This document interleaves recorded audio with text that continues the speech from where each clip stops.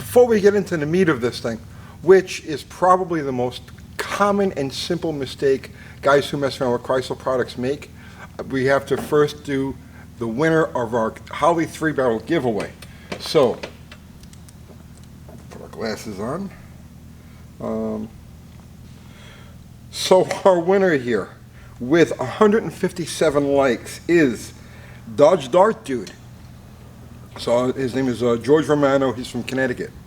So George evidently bought a 3-barrel to build at Carlisle. He went to a swap meet at Carlisle, bought a 3-barrel to build, and he found out that the base plate was toast and he needed another carburetor. So it's going on a really cool project. It's a 55 Chevy, obviously old school. It's a 4-speed with a vertigrate shifter and a 9-inch Ford, and big block with aluminum heads, and it's going on an Edelbrock single quad tunnel ramp. So yeah, it's like the ultimate application. It's a period correct ultimate application for this carburetor. So it's going to go to a really good home. Congratulations, George. Okay, send us an email, uncletonysgarage@gmail.com. Put Holley 3-barrel in the subject line. We get, I can't tell you how many emails we get every day. So make sure you put Holley 3-barrel in the subject line so we can pluck it out of there. And I'll get that in the mail to you tomorrow. So, or as soon as you get back to us. Congratulations, George. So I've covered this before on this channel in other videos, like buried within videos. So it's like hard to pinpoint exactly, and you have to go back through 500 or 600 videos to find this. But this is such a common issue, and it applies to anybody who uses a universal Holley, Edelbrock, Demon, Summit carburetor, any aftermarket carburetor. It applies universally, and this is like the most common mistake Chrysler guys make when they're screwing around with these things. And whenever we do our Wednesday night Tech Talk lives, there's always somebody that gets in there and says, I got a problem with my throttle linkage, I can't get my kickdown linkage to work right, I can't get everything, you know. Well, 99 out of 100 times it has to do with this. So all of these aftermarket carburetors, these quote universal carburetors, come with this style throttle arm on them. And they all have this hole in this position. And this actually is the intended throttle position for Chevy. But Chryslers use a different pedal ratio. See, all Chrysler products, all your classic era Chrysler products from like 1960 to the middle 1980s, pretty much anything with a carburetor, uses this ratio right here. So this amount, the pedal movement, that's maxed out. This is as far as this cable is going to go. Because they all use that ratio, which is different than the Chevy ratio, and the length of the pull is different, if you hook this cable to this point of the carburetor, you're not going to get full throttle. You're only going to get about 3/4 throttle. And in addition to that, you've also got the kickdown linkage to contend with, because the kickdown linkage has the same, the length of the holes, or the distance of the holes on those levers are to correspond with this pedal ratio. So Chrysler carburetors have the throttle pin located approximately an inch from the throttle shaft, okay? When you buy one of these aftermarket carburetors, they will come with an adapter specifically to use with the Chrysler product.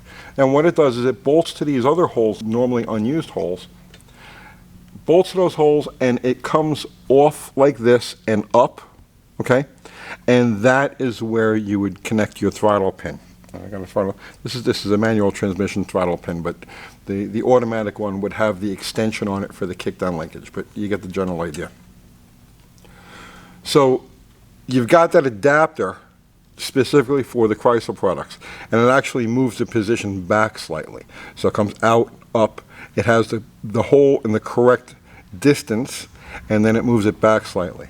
But if you don't have that bracket, or you don't want to bother with that bracket, and actually on my cars I never do, because it's just another piece, it's just another thing, and I'm a simplicity freak.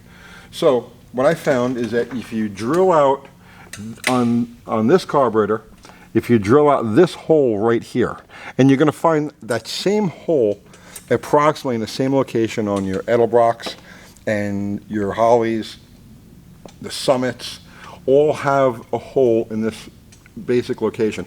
And if you look at, like, for instance, on a Holley, if you look at this hole, you'll see that it has a raised boss around it. That's the hole you want to use. And in order to make this work, you have to drill it out. Because here's the thread on the throttle pin, and obviously it's not going to pass through there. So you've got to drill that out. Now also, if you're using, again, this is a manual transmission one. If you're using an automatic transmission one, it's significantly longer. So when you drill this hole here, you have to drill it slightly oversized so that when you put the pin in like this, right, from an angle, the pin will be able to go, you'll be able to get it in and then, you know, tighten it up as you're supposed to. So just slightly oversized of what you got here so it can go in and make that maneuver. Most common problem I see, I go to a show or an event, a race, and I'm looking under hoods and I see so many different cobbled together linkages, and they all base them off of this hole, which is like, intuitively, that's the hole you want to use, right? But no, that's not the hole you want to use. That's the hole for Chevys. The hole for Chryslers is down lower. So how does this affect kickdown linkage? Again, the lever arms on the transmission, the distance on the lever arm corresponds with this distance, and that's all in tune with the throttle pedal linkage, or the throttle pedal ratio. And I see it in the comments already. Just use a low car setup, just use a low car cable. Well, you can, but it doesn't change anything. It doesn't change any of the ratios. It only changes the way the cable is connected and adjusted. But it has nothing to do with not being able to get a proper kickdown. When you adjust the kickdown linkage on these things, I should cover this, right? When you adjust the kickdown linkage on a Chrysler product, what you want to do is you want to have the linkage off. You want to open the throttle all the way, right? Wide open throttle. You want to put your linkage on and adjust it so that it's all the way back when it's at wide open throttle. Then you close the throttle, and wherever it ends up, that's it. You leave it there. You don't adjust it from this point, you adjust it from this point. And then, of course, you need some sort of spring on the cable to keep it moved forward, right? And for you novices, for you guys who aren't familiar with that kickdown linkage, actually it's a throttle pressure sensor is what it is. But it's just universally known as a kickdown linkage. It is super important. You will kill your transmission if you don't have one on there, because what it'll do is it'll shift first, second, third, right? So it'll double up the second and third shift. That delays the shift. The further your foot is on the throttle, the longer it delays that shift. If you don't give it any at all, it'll upshift, boom, boom, just like that, and you kill the transmission. So that's like super important. But your throttle adjustment on that, like I said, the adjustment on that is the throttle, wide open throttle. Then you take your kickdown linkage and you screw it or adjust it, because there's several different styles. You adjust it so that it's also buried at wide open throttle. Let it go, and then attach some sort of spring to it to hold it forward against the throttle pin. And that's the basic Chrysler kickdown or throttle position rod, throttle position sensor adjustment.